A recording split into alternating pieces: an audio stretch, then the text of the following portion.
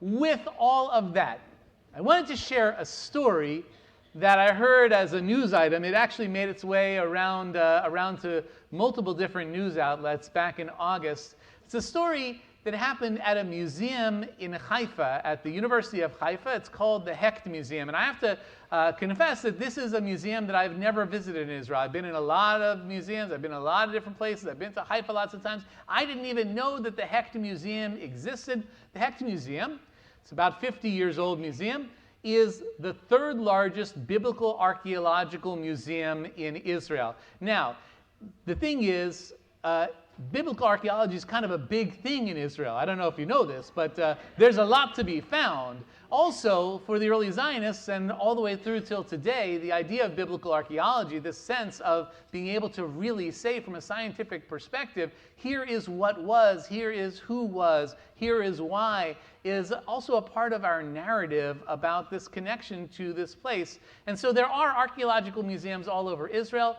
The Hecht Museum in Haifa is the third largest. It is also an interesting museum in the sense that it was founded, its founder had a vision that the museum needed to be free for always, and so it's an endowed museum. There is no admission cost. It is also a museum that is very welcoming and encouraging of families with small children to come.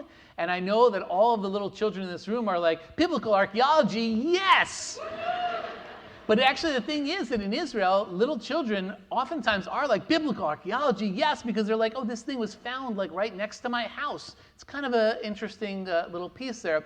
A third principle that the founder of the Hecht Museum had was that archaeology and museums themselves are not mausoleums, that everything that was on display should be with minimal barriers between the individuals who are seeing the object and the object itself. And so there are very few glass cases, and in fact, in many cases, people are invited even to touch different objects in the museum. So it happened that on a morning in August, there was a young mother and her 5-year-old-ish son, who came into the museum. And as they came into the museum, the 5-year-old was very, very excited. And as he came into the museum, there was a very large jug, about this large, an ancient jug that was on a stand that sat there right by the front of the museum. And as the kid came in and he saw it and he kind of like leaned on it a little bit, and all of a sudden, dozens of pieces on the floor. This jug, by the way, happened to be about 3,500 years old. It predated King David. It predated King Solomon. It was probably used for transporting wine or oil. It was 3,500 years old. It also was sort of unique in the sense that this jug was found in an archaeological excavation almost entirely intact. It is very rare to find very large jugs like that intact from that long ago, from 3,500 years ago.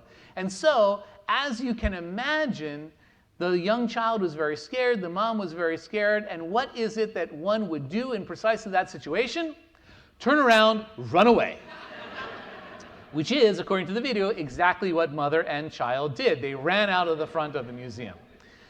That's not actually what caught my attention, though. What caught my attention about this, what made me know immediately back in August that I would share this story at the outset of Yom Kippur is this.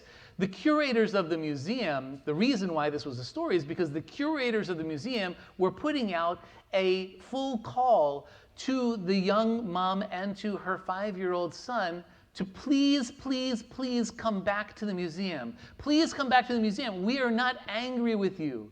You're not in trouble. We're not upset with you. In fact, we feel terrible that you left the museum so scared, that you ran away, that you did not get to see the museum. We're going to make a special curator's exhibition and tour for you. We're going to take you around the museum and show you everything. Not only that, don't be scared, because guess what? We're going to take the pieces of that jug and we are going to put them back together in our museum, and we're going to put it right back where it was at the outset. And by the way, that's exactly what they did. 2 weeks later, the jug was placed in the exact same spot right by the entrance of the museum. Now, I share this, one, because it's a sweet story, but also to kind of point out this notion that is connected to what we do here on Yom Kippur, which is that, things get broken. Bodies get broken, souls get broken, we get broken, we fall apart. Things happen that we didn't intend. The way in which things roll out weren't the way that we intended. And you know what? There are solutions to that. And not only that, the Curator is calling us back to say, look, we can put the pieces back together. The Curator is calling us back to say, come, I've got these words and these prayers and these melodies. I've got this way for us to put those pieces back together. And not only that, but when we put the pieces back together in the right way, when we work together to do it, says the Curator, what we find is something that's even stronger than it was at the outset. And so, as each of us wrestles with the ways in which we've come apart, may the prayers that we say and the melodies that we sing, may our partnership with the Curator of Curators help us to put the shattered pieces back together. We're going to begin on page 135 of our Machzor, page 135.